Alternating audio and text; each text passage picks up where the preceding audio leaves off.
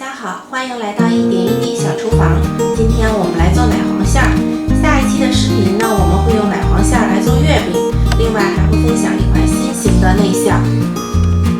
我们需要的食材：鸡蛋、奶粉、面粉、糖、盐、牛奶、黄油、玉米淀粉。放个全蛋。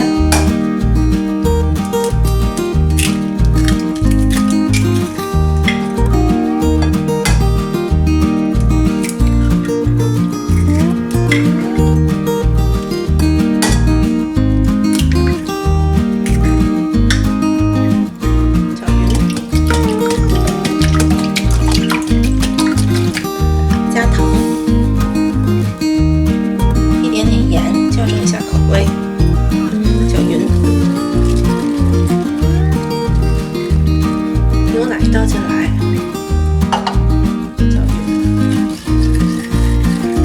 玉米淀粉过筛，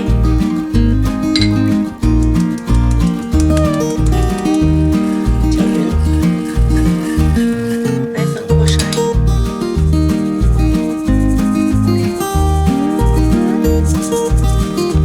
搅匀，面粉过筛。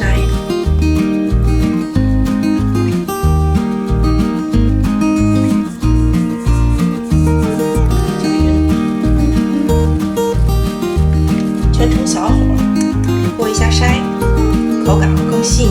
加进来，黄油逐渐的会融化了，不停的搅拌，以防糊底。全成小火，它逐渐的会越来越粘稠。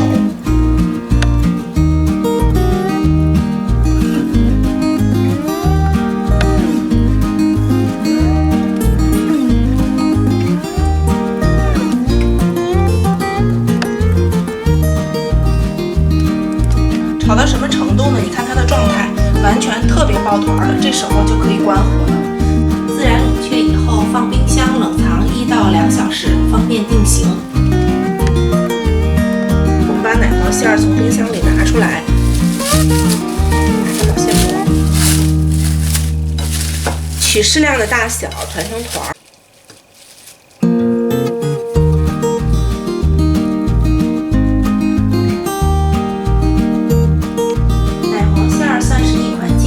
万能内馅儿了，做馒头、面包、各式甜品都是不错的搭配。